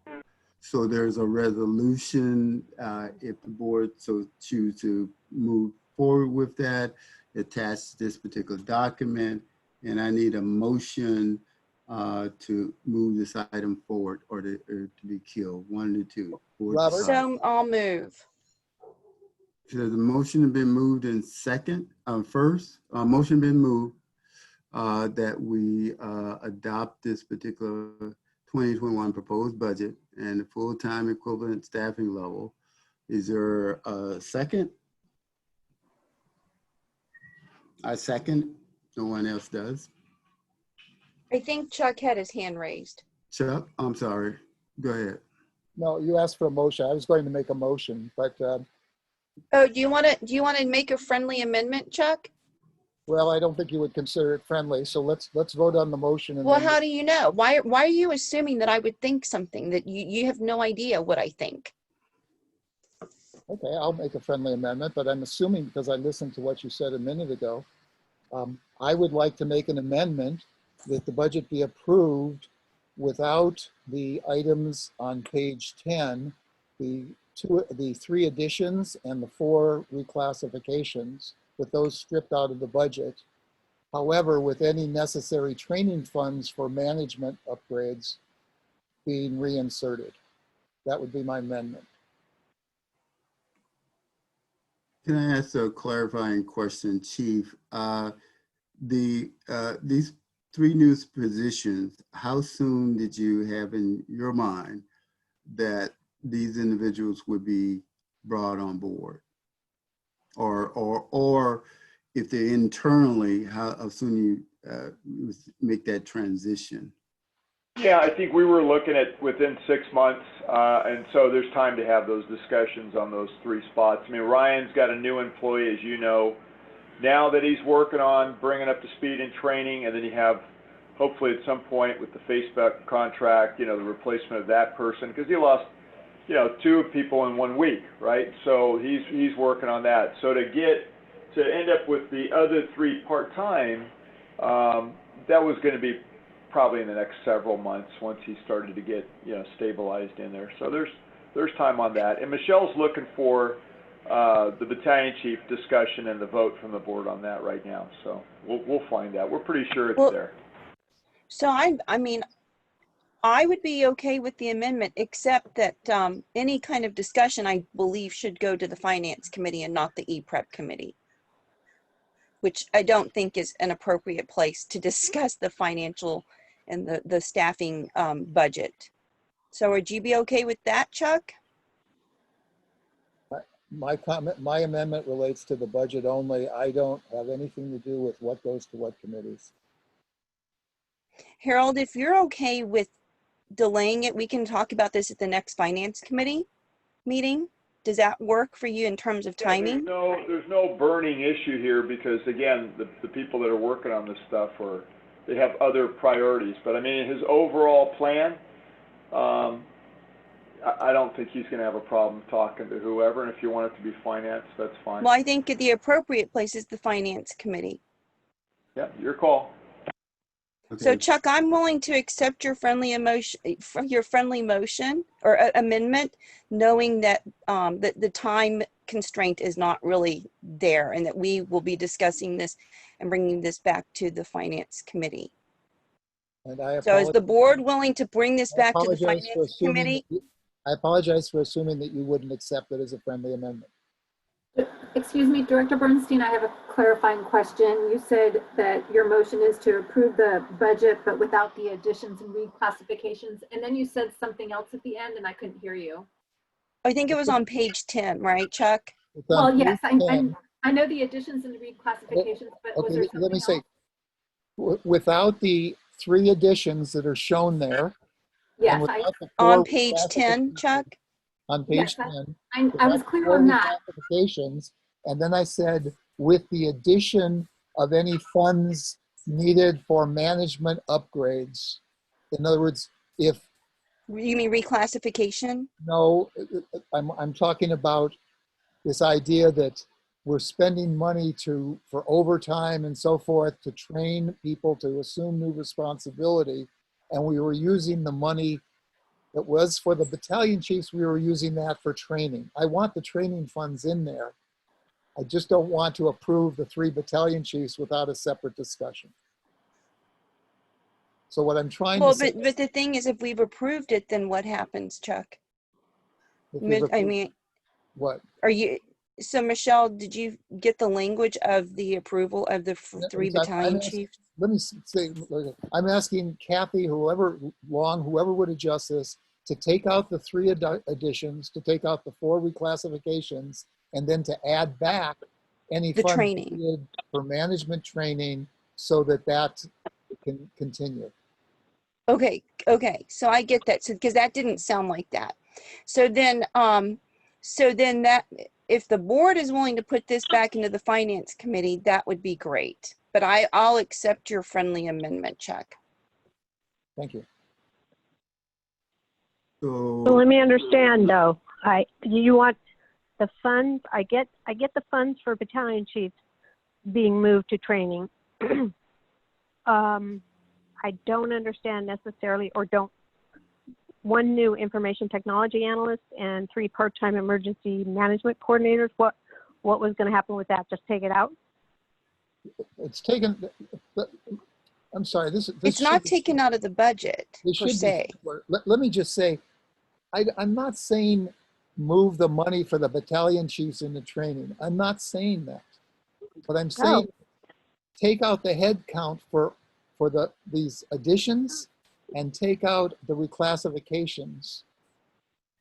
And for whatever money you need for the training, to put that back in. It may not be the same as the amount for the 3 battalion chiefs. I have no idea. I want the training to continue, but there's no reason to assume it's the exact same amount as the 3 battalion. Okay, so change the FTE page back to basically fiscal year 1920. Yes. Right, but then the things that you're taking out, Chuck, would go back to the Finance Committee. Well, I'm not disagreeing about where it is. Finance Committee is fine, but what I'm saying to you is I think we need to approve the budget, if not tonight, at least in the next 2 weeks. It's not going to have time to go back to the Finance Committee. But other discussions of budget. Well, we have, so when would that happen? Because I think it should you're talking, no, so Okay, wait a second. So you're saying He's approve saying the to leave budget? the funds. Leave the funds where they are and remove those positions. And I'm saying take out all the funds. Oh. Yeah, he's saying remove the funds and approve the budget without those funds, correct, Chuck? Yes, with one exception, which Right, is with the moving training. the funds for the training. That's correct. Right. So are you saying that the other positions are not going to be included in a relook at the budget before? No, I you think we don't should have approve time. I I think we know, should or approve- well, we can amend it. We can amend it. I'm fine with that, and that can happen later, and it can Right. happen in the finance committee. But Right. So what you're saying, from what I'm understanding, just to make sure I'm clear, is that you'd like those funds taken out, and then we, as the finance committee, would relook at those, and we'll approve the budget without those tonight, and then we can amend the budget with those after we have further discussion on that, based on the comment that Harold made, that there's really, I mean, we have time. Is that, am I reading you right on that, Chuck? yes. Okay. And Does that again, make sense, Kathy? I mean, Yeah. I just want to make sure, because I Yeah. chair the finance committee, so I want to make sure that I'm getting this right. Yes, I think Harold, I does that understand. make sense? Yeah, it sounds like it makes sense to me. I'm trying to look for that report, so that's what I'm doing right And now. Michelle, you have all of that too? Did you get all of that down? I did. Okay, Okay. so there is a motion on the, First hello? off, wait, excuse me. I think Director Solano had a comment. Oh, you did? Well, wait, Okay. yeah, but let me just make it Virginia. clear. There's an amended motion on the table now. No, hey. I think Rob is here, got a comment. No, I know. I'm not trying to ignore Rob, but I just want to make sure that we close out the fact that I've accepted Chuck's friendly amendment. Okay, Robert, I think that's noted. Okay. That's noted. One more thing. Rob, Wait, it's Michelle. I have one more thing. Eddie, can you get back on? Can you unmute yourself, please? So Eddie, with Director Bernstein's amended motion, does Director Jones, since he Nope. seconded the original motion, have to accept the amended motion? yes, I have to accept it. Yes, I It's accept my it. amended motion. But it's still, I'll second it though. That's So correct. And so I accept the amendments. Correct. Okay, great. Okay, got it? Everybody got it? Yes, sorry, all Rob. right. I just needed That's to okay. clarify that procedurally. Rob, go ahead. would Michelle please read back the motion? Thank you. Okay, the motion is to approve the budget without any additions or reclassifications as on page 7 of the staff report, page 10 of the packet. And then also with the addition of any funds needed for management training. Okay, is that what you said, Chuck? that's correct. Okay, thank you, Chuck. Thank you, Robert. So there's an amendment to the motion. It's been second. Call for the vote, the roll call. Director Bernstein, Aye. Director Crawley, Aye. Director Solano, Aye. Director McLaughlin, Aye. and Director Jones. Aye. Great. So then the remaining, Okay. the remaining issues that Chuck brought up will go to the finance committee, right? Yes, exactly. It'll be brought back to that portion be brought back to the finance committee when it's time. Okay, thanks. Okay, item number, moving on, if there's no other comments, moving on to item number 4, which there is a, no, I've got something, item number 4. It's the, to approve the consent calendar. So Yes. it's items 4 through 10. Yes, to approve the consent calendar. I'll move to accept the consent calendar. I'll second. Okay, I think Rob beat you, Virginia. Okay, fine. He was a little bit quicker with the lips. Okay, it's been moved in second. All in favor, roll call. Director Bernstein, Aye. Director Crawley, Aye. Director Solano, Aye. Director McLaughlin, Aye. And Director Jones. Aye. It's been unanimously passed. Moving on to item number 5. Actually, I'm sorry.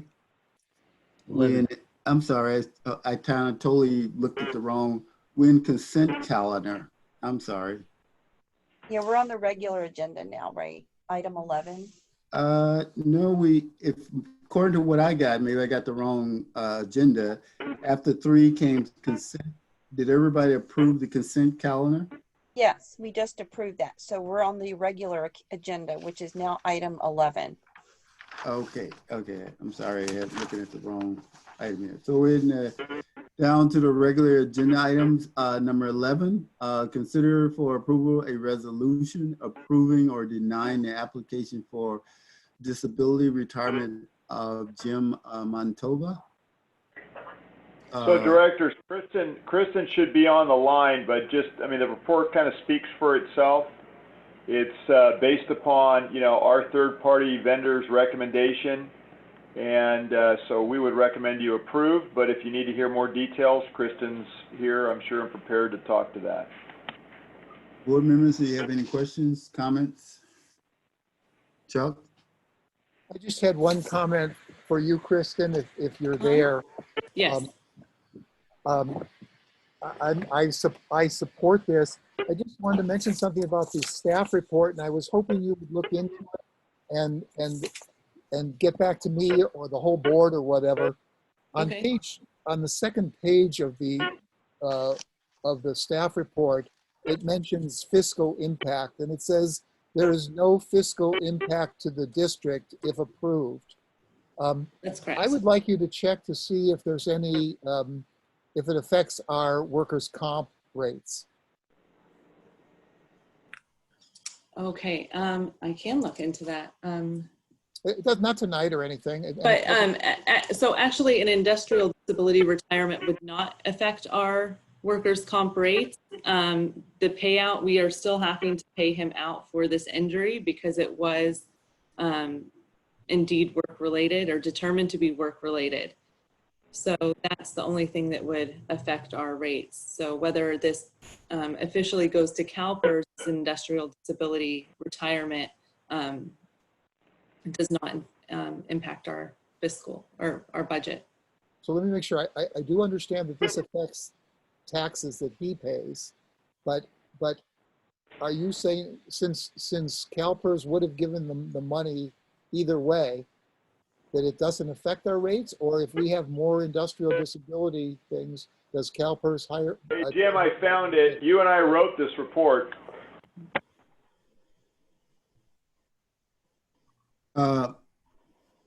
Chuck, go ahead. I didn't hear what the chief said. He said he found a report. Chief, you said you found a report? I found the report. I'll send it to Michelle right now so we can see that it was officially in the packet. Sorry to interrupt you. I thought I was on mute. Okay, no worries. Go ahead, Chuck. No, so I guess it's not a big deal right now, Kristen. We can do this offline. It's not urgent for tonight. But I would just like to know if there's any impact when we make these decisions. Is there any impact on what we pay CalPERS or our workers' comp carrier or anything? So that, Kristen, you can follow up with Chuck, I guess, in terms of, unless other board members want to know, with a memo or email or something like that, let him know. If any other board members want to know, she can send you that too as well. I'll make a motion to approve the resolution to approve the application for disability retirement for Jim Montalvo. I'll second it. It's been moved and second by the motion, made a motion, passed, second by Chuck. Call for the question. Hearing none, roll call, vote. Director Bernstein? Aye. Director Crowley? Aye. Director Solano? Aye. Director McLaughlin? Aye. And Director Jones? Yes. Been unanimously passed. Move on to item number 12, discuss and approve an amendment to the fire chief's employment agreement to provide a health insurance contribution that is equivalent to the amount of other district employees. Chief, you know, anybody want to talk about that? Kathy? Yeah, actually, Kristen's going to speak to this. Kristen, okay. So this is more of a caught error, but I'll let her speak to it since she's in human resources. So this was taken to the HR committee by Michelle, and it was an item to correct his cafe to be equal to that of the chief officers. Back before his contract was extended, he was at the same rate, and then when the chief officers got an increased rate, his was no longer connected to that. So this would just make him equal to that of what the chief officers are getting towards medical, as well as the other groups. Okay. Any comments, questions by the board? Is there a motion to approve? I'll move to approve an amendment to the fire chief's employment agreement to provide a health insurance contribution that is equivalent to the amount of the other district employees. Is there a second?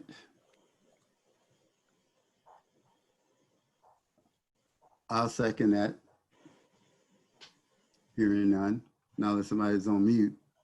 Call for the question, Chuck. Yeah, let me say I have two comments basically. One is I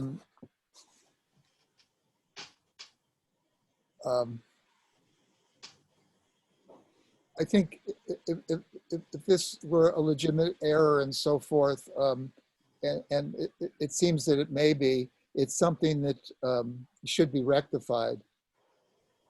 But my main comment is the chief's compensation, if I'm not mistaken, is something that was negotiated confidentially with the chief in closed session.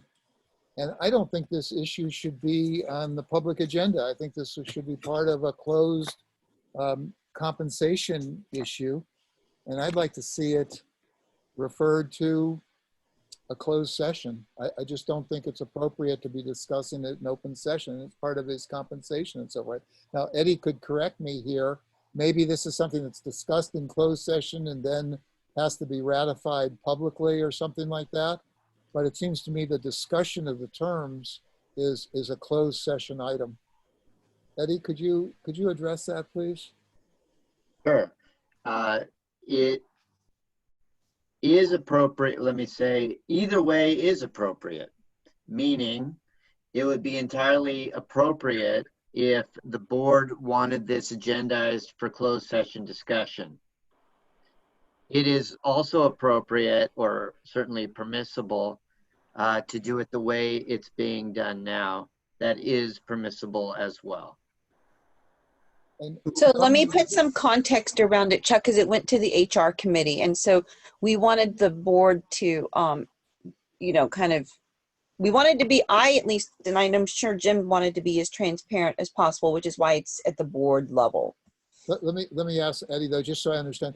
Eddie, if let's just say the board had discussed this in closed session and approved it, would it then have to come to open session for ratification? Yes, because you'd be amending his contract. Okay. Okay. I guess I have just one other comment. It's an awkward conversation here. First of all, it's a small amount of money. Secondly, why shouldn't people be treated equitably? But the awkward part is that we're beginning or in the midst of negotiations with unions where the issue of equity and those kinds of things is a subject. And it's a little bit troublesome to be talking about, you know, we'll solve the chief's problem, but we're not going to solve the other employees' problems or whatever. It's frankly just a little awkward. It feels like we're taking care of the chief and we're not taking care of the other employees or something. So I'm a little embarrassed to be talking about it, but here it is in open session and I don't really have a choice. I just feel uncomfortable approving it, given that we're not immediately ready to deal with some of our other labor unions and so forth. Help me here. Can I just, Go ahead. can I throw something? Go I ahead. just think Well, I that think Jim had a this was, question. oh, I'm Well, sorry, go ahead. No, Go no, ahead. Kathleen, please go ahead. I didn't see you, Jim. Go ahead. No, I'd like to hear Kathleen's comments before I comment. Okay, I think that this was an oversight. I don't think it was done on purpose in deciding what the chief's compensation would be. I just think it wasn't something, I think it was overlooked. It wasn't specific spoken about. It wasn't taken out, you know. Anyway, that's. It was my input. overlooked. That's why it was overlooked. Yeah. There's no, I think it was overlooked. It was overlooked. Well, also the language in the staff report referred to benefits in a table in his agreement, which referred to benefits from 2016, which would stay that way for the length of the contract. And it was thought that maybe that was an oversight or an intentional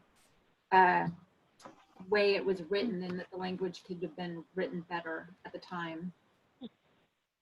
Jim? Yeah, you know, I chair the HR committee, and I just think it's, I just want to remark that it was advanced full board without recommendation. And that was primarily because of reservations that I have. It was a contract that was executed. Looking back, it's being characterized now as an error or a flaw. That may or may not be the case. I was not involved in those discussions, but I don't think it was properly negotiated. It was properly executed, and I don't think we should look backwards now and call it an error. So those are my comments. Any other comments from board members?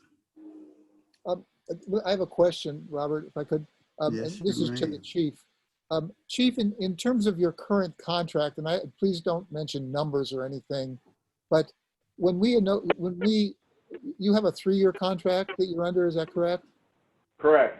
And did we specify the compensation levels for each of the years, or was that something we were supposed to do each year? So what happened was, from what I understand, because I wasn't in the room when you made the decision, but that statement I think is correct from what I've seen recently in talking to Kristen. In terms of this issue, just so you know, I didn't raise it. It was found and brought to me. I had some reservations around it, as I think you're expressing tonight, timing, you know, the whole optics of it. But equally, you know, one of the things that had to be addressed was, do you want retroactivity? And the answer was no, I don't want retroactivity. You know, if there's a mistake like any other employee, I would expect that we would fix it. It's a little unusual that it's me, and I have to tell you, I don't pay a whole lot of attention, to be very honest with you, to what my paycheck is. I think it's fair, and I spend more time looking at everybody else's stuff to make sure they're treated that way. So, you know, whatever you decide, I'm fine with, but just know it wasn't as if I was mining through documents trying to find that there was some sort of a mistake made. It was brought to me, and I appreciate all of what's been done already, the discussion around it, and you know, in terms of medical, not to get too deep, but I definitely use my medical for a variety of reasons. So. I didn't understand your answer though to my question. Do you get a raise each year, or was it a flat amount for all 3 years, or how did we? I think it's as I recall, Director, it's a percentage. So it increases by a percentage and so forth. Correct. And that's part of the contract. It's not something we have to act on. That's correct. Yeah, when you made this decision last time, it was for 3 years, and so that was it. I was just going to say the amendment to his employment contract is actually in your board packet if you wanted to look. Yeah, let me just say my position on this is I would like to not act on it tonight. I'd like to review it a little bit more, but I think I'd like to address it in a closed session and at least talk about it. And if it were an error, which it appears to be, it seems to me retroactive does make sense. I mean, That's what I do with all my employees. I mean, I don't care whose favor it falls in, you know, we just correct the error because errors get made all the time and we correct them. So I'd be inclined to correct the whole thing and not deal with it as it's presented tonight. Any other But comments, Rob? I'd like to agendize it for a closed session. Well, as soon as we get to the comments, finished comments, Rob? Yeah. Thank you, Robert. You know, since the chief does have a 3-year contract, and it was, as I consider it, in error, okay, that he wasn't properly compensated for it at the time of the execution of the contract, I would say that he should be paid for that back pay, as Chuck has said, for that contribution, because, and you know, there's another point here is that we are in negotiations with our employees. But I would definitely term as a error in the computation, in the actual computation of the contract. So, you know, I would definitely, Chuck, maybe we should discuss this other than just the the 200 and something dollars or whatever it is, that we should discuss it. And, you know, if my other board people agree that it should be retroactive, so be it. If not, you know, I would go with, of course, what the entire board wants to do. I think, thanks, Rob. I think that we're talking peanuts here. We're talking absolutely ridiculous amount compared to the overall compensation. You know, anytime there's an error, I'm sure you guys would be beating everybody upside the head to try to get errors corrected. And maybe I'm over exaggerating, but I think what it is important is that if there's a mistake that's been made, and if you have to recognize that it was a mistake made. I know someone mentioned, I don't know who it was, said they don't think it was an error, but based upon the information I'm looking at and I read through, it was an oversight, and oversights happen. So once you figure out there's an oversight, you should be able to compensate, be able to correct yourself and correct the situation right then without any closed session meeting that need to take place. Because we're not, I mean, we all understand we've probably been down this road before, and it's not such a big deal. It's not like it's a huge amount of money that we're talking about, and it's up to the next year's contract, which starts next year. So for me to spend another minute on this an obvious decision that we just need to pass it and move on it's kind of annoying. It should be annoying to everyone that's on site right now, because it's a small amount and it doesn't, I mean, it's an oversight to me, what I see, and that's just my opinion, that we need to just move on with the scene instead of spending the next 20 minutes kind of decide whether it should go in closed session or not. I do not think it should go into closed session. We need to have, and I got to see your hand, Chuck, and I think we just need to move on with it. That's just my opinion. Everybody on this call got opinions, so that's, you know, that's just mine. I think we just need to approve it and move on and not go into another closed session behind it. Chuck? I wanted to ask Eddie a question. Eddie, I know that we're not permitted to approve past retroactive compensation changes, but are we permitted in this situation to make this retroactive in terms of correcting an error? Yeah, the short answer is yes. If it truly was an error and it was correcting an error, that's fine. The concern is under the gift of public funds doctrine. When you make a decision that I would like to just do, I'm making a choice, I'm making a decision, I'd like to do something for something that happened in the past. If you're correcting an error, then there's not a gift of public funds problem. Okay, thank you. Any other comments? I'd like to make a motion. Rob? We have a motion on the table already. Do we? Well, let's get to it. You want to read the motion again, Michelle, if you can? I think I made the motion. Yeah, and Okay. Director Jones seconded it to approve an amendment to the fire chief's contract to provide a health insurance contribution that is equivalent to the amount of other district employees. Can I add something to it? To the motion or to the comment? Well, I'd like to make it retroactive. Sir, do you want to make a friendly amendment to my motion, Rob, to make it retroactive going? Yeah, let's make a friendly amendment to compensate the chief for the tenure of his contract and have him compensated as such, which was a suggestion, very good suggestion by Chuck. Well, I think, go ahead. So I'm trying to understand the friendly amendment, Rob. Where is it? Is it to do the retro? I mean, the motion is to compensate, or to bring the chief's health insurance contribution to the equivalent level of all the other district employees based on the oversight that happened. So are you saying that? Well, so let me ask, I think that this motion encompasses the retroactivity, but Rob brought up a good point. I think it does, Rob, but. In the staff report, it mentions that it would be effective June 16, 2020. It'd be effective when, Michelle?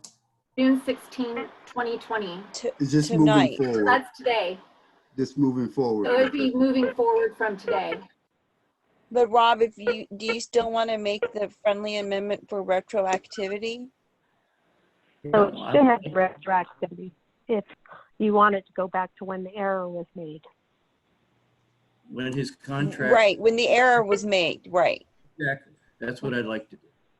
Okay, so I'll accept that friendly amendment from Rob. So Robert, since you seconded it, do you want to second the motion with the friendly amendment from Rob? One question with Eddie. Eddie, you there? I am. So with this retroactive friendly amendment by Rob, would that put Chief in a position to, or the board in a position as compensating the chief in any kind of compromising way? Well, yeah, let me. It's one thing to say that the board or the majority board thinks that there's an error and this is why they should fix it going forward. When you're talking about retroactivity, then, you know, the issue is a little bit different, because then you're talking about not only gift to public funds, but it's saying that we meant to adopt something different. And we didn't. We meant to adopt something, but we didn't. We could have, if we had thought about it, we would have. And I do think that there's some risk in the absence of, that wasn't stated. It's not as if it was a payroll error that didn't reflect the contract. So I think there are some issues. There's arguments on either side, but there's some arguments, if you're gonna make this retroactive, what you think should have happened or could have happened. I withdraw it. I withdraw my friendly amendment, okay? Okay, I'll accept the withdrawal. Can I say one thing here? Yes, So Steve. when it was brought to me too on retroactivity, and to back up my statement that I don't look. So, you know, the reason this went on for as long as it's gone on, caught by others and then brought to me, is because I don't look at that stuff. So it's on me to some degree too, because I probably should have looked at it at some point and I would have caught it, but I didn't, because like I said, I spend more time looking at everybody else's stuff, not worried about what mine is. And that's not trying to be virtuous.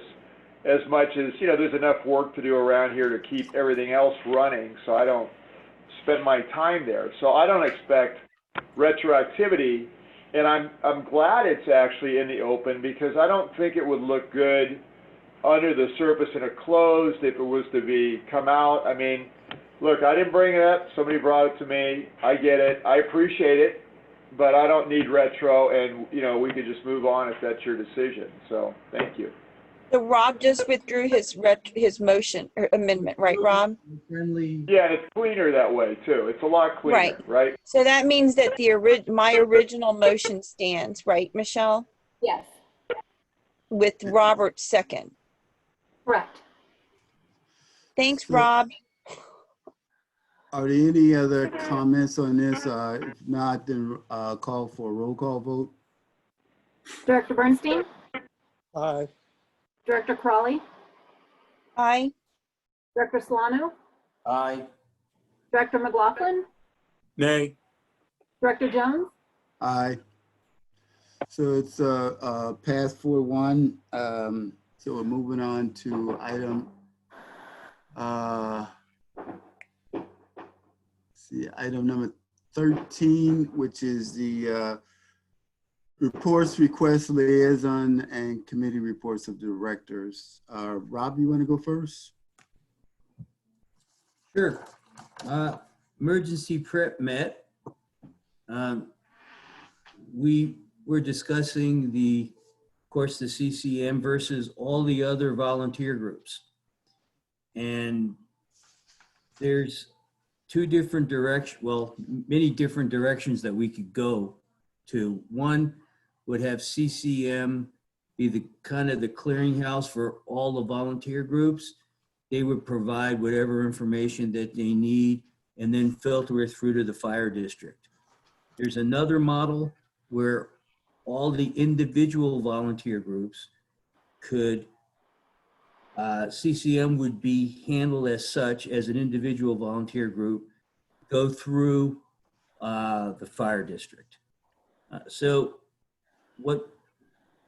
There was a lot of discussion with Ryan since they've started their own OES for our fire district, where emergency manager will report to the fire chief directly. And we had discussed for Ryan to prepare a form that the individual volunteer groups would fill out as they do with the grant forms with the Urban Area Security Initiative, purpose, what funding that they want, what they want to do with it, and so on. And then it would go to whatever the model would be, either through CCM first, then through the fire district, or the individual groups would prepare the form and it would go directly to the fire district. There are many issues here which a lot of us are aware of. A major one is that the only actual volunteer group that's being used by a public safety agency is ADAPT. I talked to the police chief in Atherton. He activated them. He used them during the pandemic and still does. He does a supervisory role with them. He meets with them. The other groups, Menlo Park Ready, the EPA group, they're not working with a public safety agency, and CCM doesn't have a public safety agency other than providing training through the fire district.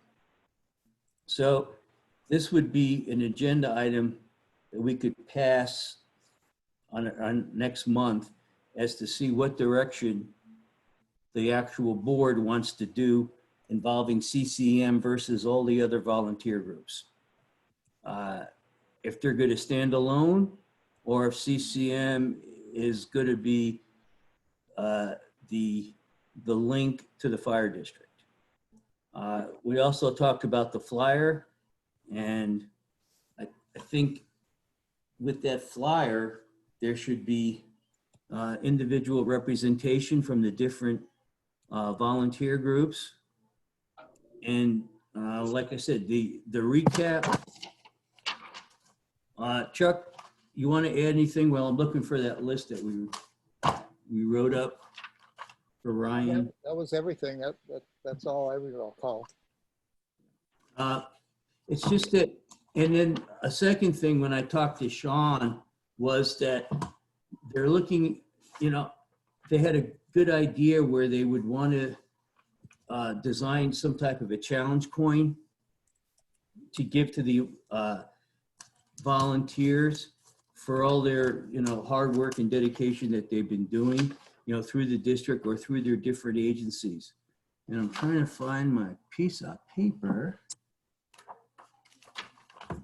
that what we asked Ryan to do at the end of our meeting. When we recapped, we talked about a unified command function, and Ryan said that, we're trying to, stand by for a second here. Talked about a unified command function. We talked about for Ryan is going to prepare a form to request for funding and support for the fire district. We talked about the progress of the flyer and the types of training in cities and towns, what they actually need from these different volunteer groups. We talked about a certification program for training. And of course, do we really need a physical EOC? So Chuck, you want to add anything? No, those were the big issues. I mean, EOC is one of the things we're discussing with facilities, but we've rarely never had a discussion of it and whether we need a physical EOC and where and why we couldn't use the one in Redwood City and so forth. Thanks, Chuck. That's all I have, Robert. Thanks, Rob. Virginia? No, I really don't have much to say except that the finance committee met, and thanks for approving the budget, and we're looking forward to having the discussion on the items concerning Chuck and the other board members as well. And the HR committee met as well. And Jim can give that update. Jim? Yeah, as I mentioned earlier, the HR committee met to consider the adjustment to the chief's contract, and that's been settled. Is that it? That's it. Okay, all right. Who's left? I think that's it. Well, as on the president report, I don't really, there's been a lot going on, but most of what the chief has talked about that I've been engaged in, I think I've talked to our consultant regarding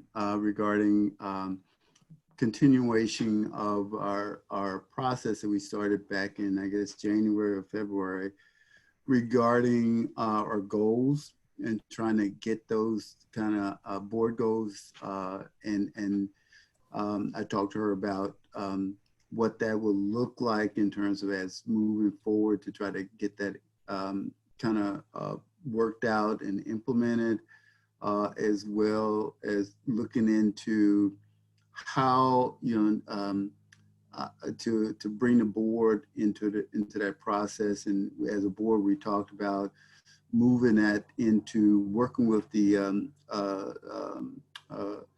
strategic planning committee, which both myself and Jim is on, and that we hopefully will finish looking at her contract, or Harold's finished looking at her contract, and we can hopefully get that started by next month. Because I think that's going to be really important for all of the committees, because there's a body of work that really needs to get done. So pretty much that's all of that I've been working on of any importance. So Are there any, Robert, Chuck? I didn't get to give my report. I'm sorry, I thought, I'm sorry, I didn't mean to ignore you. Go ahead. Um, Two things. Let me talk about the official thing first. As a member of, I'm not sure what it's called, but as the representative for the communications with the Lou Group, we had a meeting following the board meeting at which we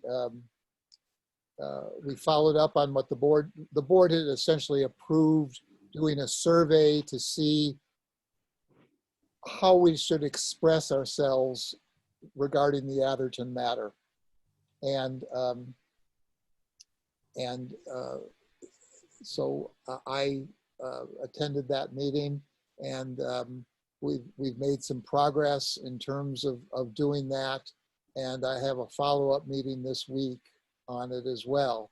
So there is progress being made that I think we'll be able, and the board will be involved in this. Let me just say that any kind of communication that goes out will be sent to the entire board for its review. So I'm helping to channel it, as is Robert, who's also a member of that ad hoc committee. But the full board will weigh in on this when the time comes. And the second thing I just wanted to mention is that I'm still very active in these kind of block level emergency contacts. We have in the Willows now between 70 and 80. There's some duplicates where more than one person is taking a block, but we have 70 to 80 volunteers. We meet every week on Sunday and discuss issues and so forth. And I'm very excited that this now we're starting to make the transition into an ongoing force of volunteers that literally in a matter of 30 minutes or less could assess, following an earthquake, say, could assess all the homes in their block, which aren't that many, somewhere between 15 and 30 homes, and do reconnaissance and know the status of every home within a very short period of time. All these blocks now have communications among most of the block members. In some cases, people don't want to participate, but it's fairly rare. And they've helped neighbors. They've done a variety of things. Some of them are even now working on joint projects in their neighborhood, fixing up parks where their weeds were left to grow, and doing cleanups in other areas, and fixing a fence in one place, and helping some seniors who weren't able to do some of the things for themselves, walk their dogs and so forth. So it's really been a resurgence of neighborhood support. And it's been very gratifying to be operating at that level. So anyway, I just share it. I know there's some other people who are involved in these things, and it's really kind of another side. It's certainly not the board stuff where we're dealing at a very high level, but it's dealing with our neighbors, and it's just created a wonderful atmosphere. And I think it's been good for the fire district too, because the fire district is getting credit for this.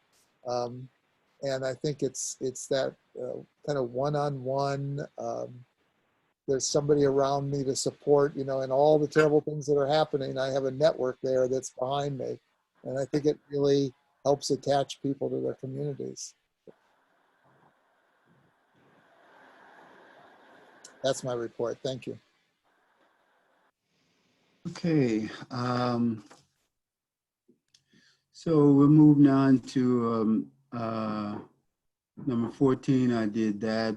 Public comment number 3. Anybody, Michelle? No, we have no public comment. Okay, so officially we're going to adjourn our regular board meeting and then hook back up. Robert? Yes, sir. Yeah, I neglected to bring something up that Okay. I thought there'd be another opportunity. I recently distributed some information about CalPERS and the Internal Revenue Code 415B and how it relates to pension liabilities that may exist for the district. I would like to get the board's or ask the board's support for referring that issue to the HR committee for examination.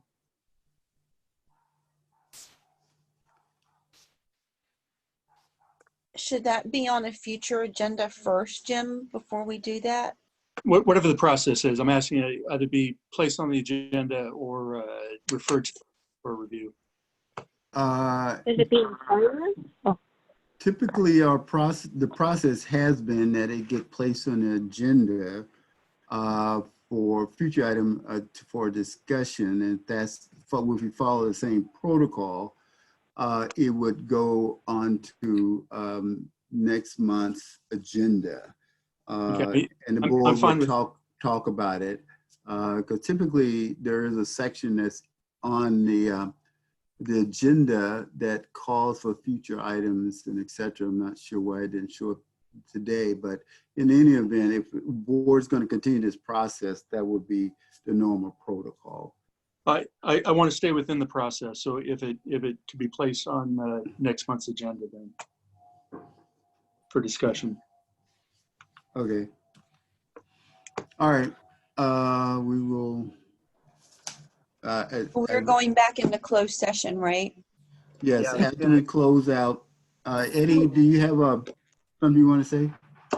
I do. I'm hoping the technology works smoothly. If the technology works smoothly, we would not adjourn this meeting. We would return to closed session, go on the other link.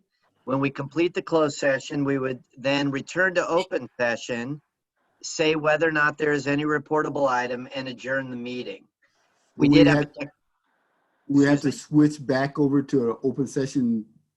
That would be typical, just like if we came out of the conference room where the closed session was occurring, we would go back to open session. We had technology problems last time this occurred, so I would just suggest to say, if anyone is watching, for the public, if for some reason we have the same technology problem returning to this open session after the closed session, the meeting will be deemed adjourned, and any reportable action would occur out of closed session occur at your next meeting. Which is what happened last time. We had one successful re-adjourned back into open session, so we'll see how it goes. But yeah, we had one was unsuccessful, one was successful, so we'll see how we do tonight. We're trying. Director Jones, I'm sorry. We'll leave this meeting and go into closed session again using the same link that we had before. Okay. Right. All right. See you guys in 2 minutes. Thank you.